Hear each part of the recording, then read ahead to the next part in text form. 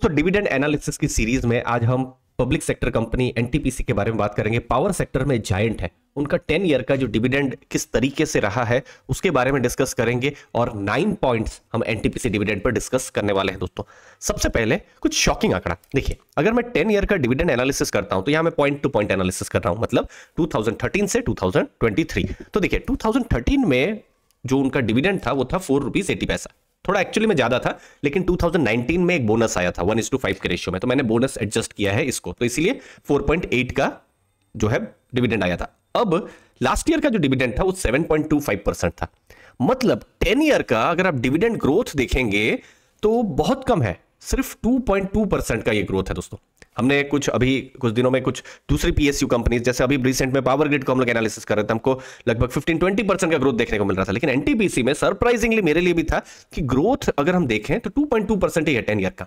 5 year का आंकड़ा क्या कहता है, तो देखिए, तो 2018 का डेटा लेते हैं तो अगेन 4 रुपीज 26 पैसा का उनका डिविडेंड था। लास्ट ईयर डिविडेंड कितना था, 7 रुपीज 25 पैसा। अगेन डिविडेंड ग्रोथ 4.3% है। तो 10 ईयर 5 ईयर जो भी हम डेटा देख रहे हैं, हमको डिविडेंड में बहुत ग्रोथ देखने को नहीं मिल रहा है एनटीपीसी की तरफ से। प्रॉफिट्स की क्या खबर है, तो देखिए 2013 से 23 कंपनी का स्टीडी ग्रोथ रहा है, इसमें कोई दो राय नहीं है। मतलब ऐसा नहीं है कि कंपनी ने, एनटीपीसी ने किसी साल सडन लॉस कर दिया है, नो, ऐसा नहीं हुआ है। स्टीडी ग्रोथ रहा है, लेकिन ये इतना स्टीडी ग्रोथ रहा है कि बिल्कुल थोड़ा स्टैग्नेंट से थोड़ा ऊपर हो गया है। तो प्रॉफिट ग्रोथ आप देखेंगे 3.14% है। ये देखिए स्क्रीनर में एनटीपीसी है, ये प्रॉफिट एंड लॉस स्टेटमेंट, ये जैसे आप देखिए यहां पर मार्च 2013 में कितना प्रॉफिट था, 12,619 करोड़, फिर थोड़ा कम हुआ 10,975 करोड़। तो आप यहां पर देख सकते हैं जो प्रॉफिट है 10, 12, 13, 16,000 करोड़ के आसपास ही था, और लास्ट ईयर देखिए प्रॉफिट कुछ 17,197 करोड़ का यहां पर प्रॉफिट हुआ। तो इसीलिए जो प्रॉफिट हम देख रहे हैं ये 10 ईयर में ये डबल भी प्रॉफिट नहीं हुए हैं, ठीक है ना। डबल का मतलब भी देखिए ना, अगर सोच लीजिए ये जो प्रॉफिट है, देखिए 2013 का 12,600 करोड़ के आसपास प्रॉफिट, तो प्रॉफिट 24,000 करोड़, उतना तो हुआ नहीं है, डबल तो हुआ नहीं है। तो एक स्टैग्नेंट से थोड़ा ज्यादा हमको प्रॉफिट देखने को मिला है जो कंपनी एनटीपीसी है उनके केस में। अब है पे आउट। पे आउट का मतलब 100 रुपीज अगर एनटीपीसी प्रॉफिट कर रही है तो एज डिविडेंड वो अपने शेयर होल्डर्स के साथ कितना शेयर करती है, ठीक है। तो पे आउट 2013 में था 38%, 2018 में था 41% और 2023 में भी था 41%। चलिए और कुछ डेटा देख लेते हैं, जैसे ये देखिए, ये मार्च 2023, ओके, मार्च 2023 जैसे हमने देखा 41%, उससे पहले आप देखिएगा 42%, उससे पहले देखिए 43%। तो लास्ट 3 इयर्स में आप देखेंगे 40 से 43% का जो डिविडेंड पे आउट रेशियो है हमको देखने को मिला है एनटीपीसी के केस में। और लॉन्ग टर्म में भी देखेंगे तो कुछ इसके आसपास ही है, बीच में थोड़ा सा डिविडेंड पे आउट रेशियो कम भी हुआ था, लेकिन वो बहुत साल पहले। ये देखिए जैसे ये 20-26% ये हुआ था, लेकिन ये बात हम कर रहे हैं 2015-16, बहुत पहले की। हमको इसलिए अभी रिसेंट का डेटा देखेंगे तो डिविडेंड पे आउट कुछ 40% आप मान सकते हैं, ये डिविडेंड पे आउट रह रहा है एनटीपीसी के केस में। दोस्तों नेक्स्ट है डिविडेंड यील्ड, आपकी बाइंग पर आपको क्या यील्ड मिल रहा है, ठीक है। अभी देखिए शेयर प्राइस अभी इस मोमेंट पर जब मैं एनालिसिस कर रहा हूं, शेयर प्राइस कितना है 283, बट ऑनेस्टली 283 ऑलमोस्ट अभी हाई प्राइस में है, ठीक है। देखिए 292 का उनका 52 वीक हाई है, फिर भी 283 को मैं कंपेयर करता हूं 7 रुपीज 25 पैसा के साथ, तो 2.56% की यील्ड बैठती है, ठीक है। लेकिन लास्ट 52 वीक में आप देखिए हाई लो कितना है, 161 से 292 के रेंज में हाई लो है, ठीक है। तो 161 सोच लीजिए आपके पास बाइंग है, तो 4.5% की यील्ड है। अगेन यहां आपकी बाइंग प्राइस देखनी है, फॉर एग्जांपल आप 2 साल 3 साल से होल्ड कर रहे हैं, एनटीपीसी 100 रुपीज में भी था दोस्तों, ठीक है। अगर 100 रुपीज की बाइंग है तो आपकी तो सोच लीजिए 7% से ऊपर का यहां पर डिविडेंड यील्ड हो सकता है। ये देखिए, ये एक ऐसा भी जो कोविड वाला जो टाइम आया था, ठीक है, जब मार्केट जो टोटल गिरा हुआ था, तो ये 100 से भी नीचे ये ट्रेड कर रहा था, ठीक है। जैसे अक्टूबर 2020 देखिए 82-83 में वो ट्रेड कर रहा था। तो अगेन आपकी बाइंग पर देखिए, तो मैं अभी 52 वीक में 161 का अगर सोच लीजिए प्राइस है, 4.5% यील्ड, 200 सोच लीजिए आपकी बाइंग प्राइस है तो 3.62% यील्ड, और 230 है फॉर एग्जांपल तो 3.15% यील्ड। तो डिविडेंड यील्ड हमको स्ट्रांग मजबूत हमको देखने को मिल रही है। शेयर प्राइस चूंकि कम था और भले ही डिविडेंड ग्रोथ नहीं हुआ है, बट शेयर प्राइस में भी बहुत ग्रोथ हमको देखने को नहीं मिला था, तो इसीलिए डिविडेंड यील्ड तो थोड़ा ठीक हमको देखने को एनटीपीसी केस में मिल रहा था। हमारा लर्निंग पर ही फोकस रहता है दोस्तों। हमने लेटेस्ट म्यूचुअल फंड के पोर्टफोलियोज ऑलरेडी अपलोड करना शुरू कर दिए हैं, शेयर करना शुरू कर दिया है हमारे टेलीग्राम ग्रुप में।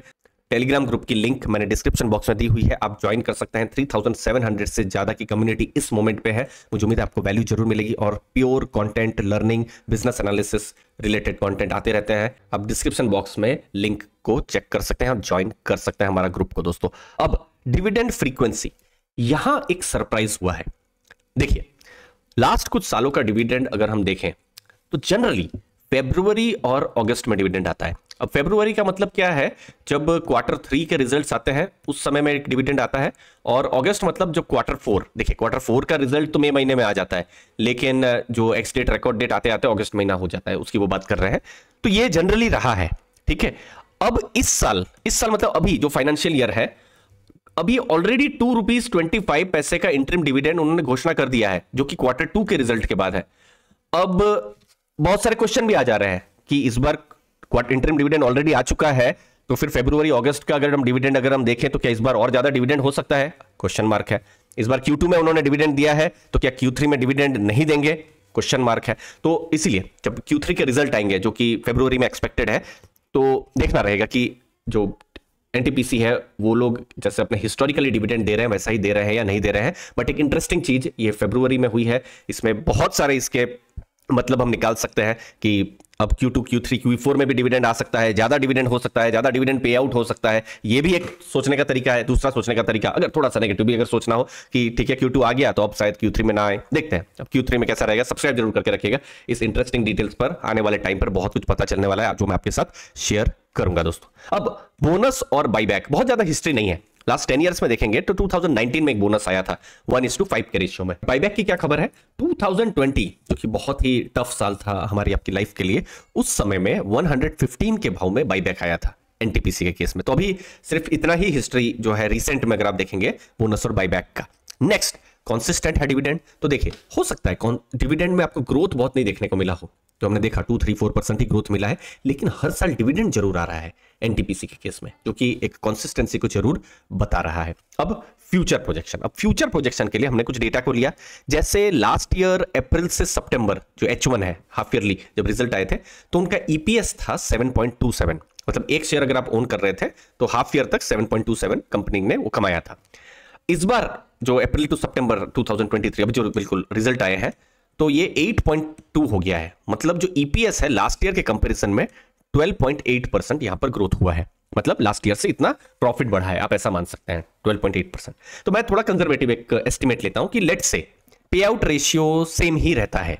पे आउट रेशियो क्या है? वही 40-41% के आसपास, और जो प्रॉफिट है 12.8 नहीं, चलिए 10% ले लेते हैं कि 10% अगर प्रॉफिट होता है जब Q3, Q4 के रिजल्ट आते हैं, तो जो डिविडेंड की जो रेंज है तो वो 7.25 से 8 का हो सकता है, ठीक है। अब यहां पर अगर कंपनी ने ऐसा घोषणा किया कि हम अपना पे आउट रेशियो बढ़ा रहे हैं तो डिविडेंड बढ़ सकता है। अगर प्रॉफिट 10% की जगह, जो कि अभी हमारा अनुमान है 12.8% हुआ है, लेकिन एक कंजर्वेटिव हमने 10% लिया है, प्रॉफिट सोचिए 20% हो जाता है फॉर एग्जांपल, हमको नहीं पता है कितना होगा, तो फिर और ज्यादा डिविडेंड यहां पर हो सकता है। बट इसका उल्टा भी हो सकता है, ठीक है ना, कि अगर अभी प्रॉफिट हम लोग 10% ले रहे हैं प्रॉफिट, लेकिन उतना नहीं हुआ तो मैं कंजर्वेटिव यहां पर जा रहा हूं। 7.25 से 8 का एक रेंज है डिविडेंड का दोस्तों, ठीक है, जो कि एक्सपेक्टेड है। उसमें से ऑलरेडी ₹2.25 का डिविडेंड आ चुका है। अब Q3 में देखेंगे कि जो उनका हिस्टोरिकल जो डिविडेंड रहा है वैसा ही डिविडेंड रहता है नहीं रहता है, बहुत सारे आंकड़े आएंगे। सब्सक्राइब जरूर करके रखिएगा। अर्ली फाइनेंशियल आजादी, मुझे उम्मीद है आपको लर्निंग हुई होगी, वैल्यू मिली होगी आपके टाइम के लिए। थैंक यू, धन्यवाद दोस्तों।